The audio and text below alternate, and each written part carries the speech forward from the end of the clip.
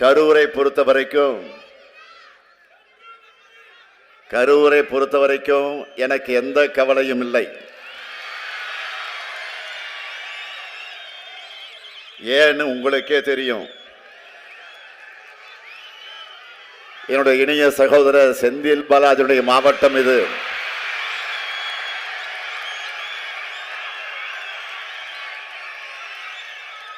நிச்சயம் 100% வெற்றி உறுதி. கரூர்ல கழக கூட்டணியின் வெற்றியை அவர் எப்பவோ உறுதி செஞ்ச காரணத்தால் தான்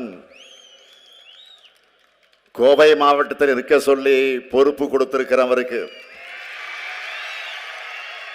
நீங்க யாரும் கவலைப்படாதீங்க. அவர் புகுந்த வீடுதான் கோவை. அவர் பிறந்த கரூரை என்றும் மறக்க மாட்டார்.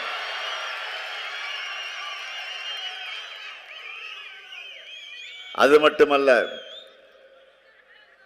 பல சோதனைகளை தாண்டி சாதனை படைப்பவர் நம்முடைய செந்தில் பாலாஜி அவர்கள். இந்த முறை கரூர் கோவை ரெண்டுமே நம் வசம்தான். ஏன், தமிழ்நாடு மொத்தமும் நாம தான். மதச்சார்பற்ற முற்போக்கு கூட்டணி 200 தொகுதிகளுக்கு குறையாத வெற்றி பெற போகுது. சாதிக்க நான் ரெடி, நீங்க ரெடியா?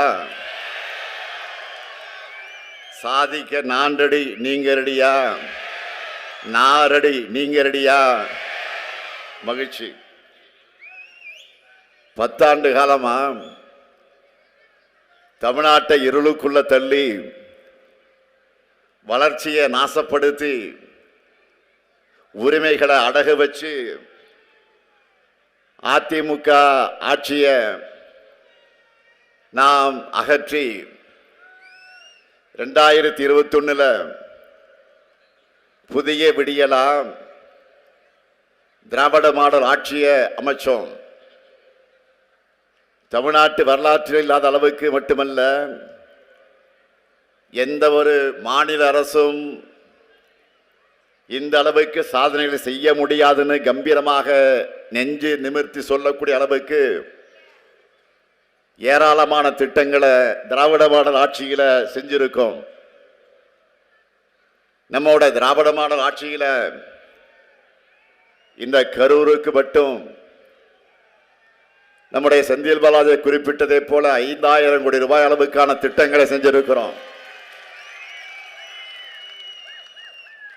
நேரத்தின் அருமை கருதி அதில் சில முக்கியமான சிலவற்றை மட்டும் சுருக்கமா தலைப்பு செய்திகளா உங்களுக்கு நினைவுபடுத்த விரும்புகிறேன். கரூர் மாவட்டம் நெரூரையும்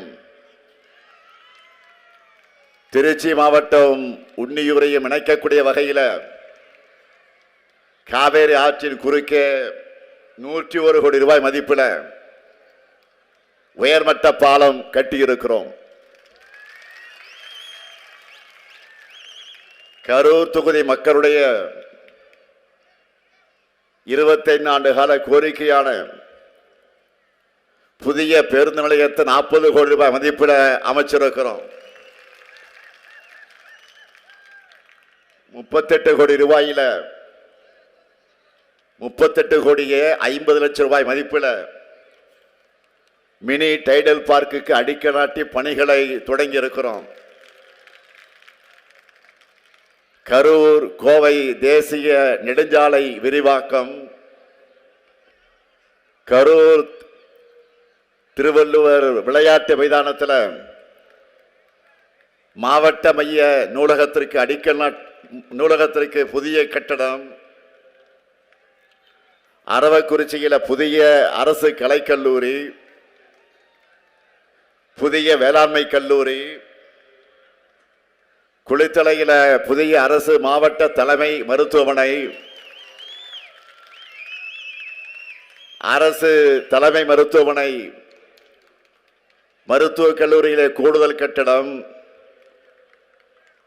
கரூர் ஈரோடு சாலை விரிவாக்கம், கிருஷ்ணராயபுரத்தில் முருங்கை பூங்கா அமைப்பதற்கான முதற்கட்ட பணிகள் தொடக்கம்,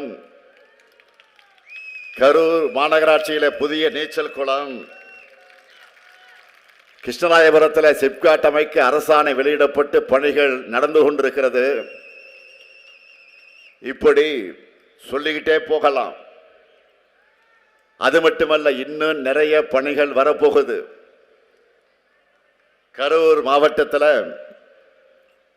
திருக்கோவில்கள் நில சம்பந்தமா சட்ட பிரச்சனைகள் இருக்கு. இதற்காக நம்ம செந்தில் பாலாஜி அவர்கள் இந்த பகுதி மக்களோடு சேர்ந்து பல முயற்சிகளை எடுத்து வருகிறார்.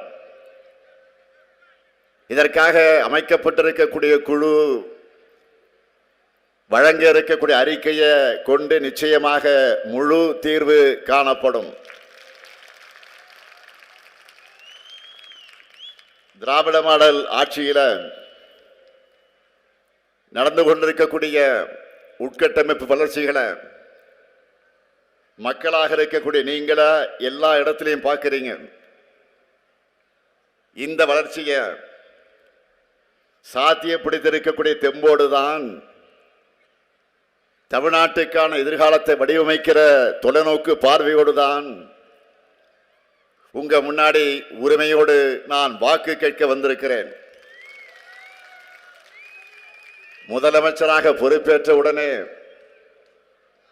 மகளிருக்கான கட்டணமில்லா விடியல் பயணத்துக்கு கையெழுத்திட்டவன் தான் உங்கள் முன்னால் நின்று கொண்டிருக்கக்கூடிய இந்த ஸ்டாலின். இங்க இருக்கக்கூடிய மகளிரை கேட்கிறேன், நீங்க எல்லாரும் இன்னைக்கு வரைக்கும் விடியல் பயணம் செஞ்சுக்கிட்டு இருக்கீங்களா? விடியல் பயணத்துல பயணம் போயிட்டு இருக்கீங்களா? மகளிர் உரிமை தொகை கொடுப்பேன்னு சொன்ன மாதிரி உங்க பேங்க் அக்கவுண்ட்டுக்கு வந்து கொண்டிருக்கிறதா? மாதம் மாதம் இதெல்லாம் சொன்னது. இதை மட்டுமல்ல, சொல்லாததையும் செஞ்சவன் தான் இந்த ஸ்டாலின். நம்ம தமிழ்நாட்டு பிள்ளைங்கள்லாம் நம்மோட எதிர்காலம் மட்டுமல்ல, தமிழ்நாட்டுடைய எதிர்காலம், நாட்டோட எதிர்காலம். அதுக்காகத்தான் பள்ளி மாணவர்களுக்கு சூடான சுவையான உணவை கொடுப்பதற்காக காலை உணவு திட்டத்தை கொண்டு வந்தேன். நம்ம குழந்தைகள் இப்போ வயிறார சாப்பிட்டு நல்லா படிக்கிறாங்களா? சொல்லுங்கம்மா, நல்லா படிக்கிறாங்களா? நம்ம தமிழ்நாட்டு இளைஞர்கள் எந்த போட்டி தேர்வானாலும் டாப்ல வரணும், உயரத்துக்கு வரணும். எந்த இன்டர்வியூக்கு போனாலும் உடனே செலக்ட் ஆகணும்னு நினைச்சேன். அதுக்கான திட்டம் தான் நான் முதல்வன் திட்டம். இதனால இன்னைக்கு IAS IPS செலக்ட் ஆகிறவங்க எண்ணிக்கை அதிகமாகியிருக்கு. அடுத்து கல்லூரி கனவுக்கு காசு தடையாக இருக்கக்கூடாதுன்னு நினைச்சேன். அதுக்காக கொண்டு வந்தது தான் மாதம் 1000 ரூபாய் வழங்கக்கூடிய புதுமை பெண் திட்டமும் தமிழ் புதல்வன் திட்டமும். நம்ம ஊர்ல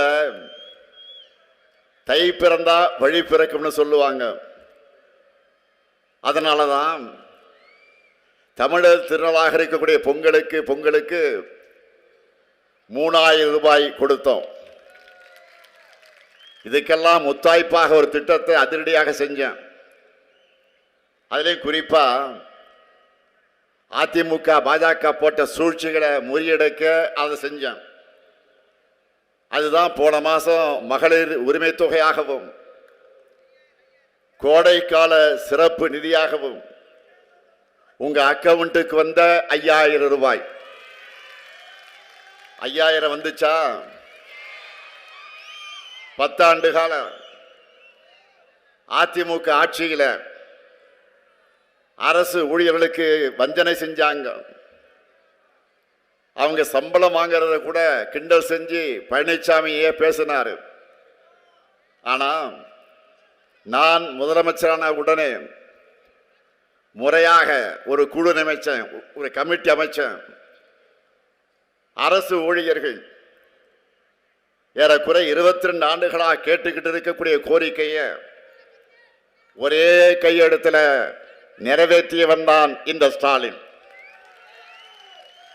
அன்றைக்கு அரசு ஊழியர்கள் என்னை கோட்டையில சந்திச்சு தன்னுடைய மகிழ்ச்சியை தெரிவித்த காட்சி தமிழ்நாட்டு வரலாற்றில் யாரும் பார்த்திராத காட்சி.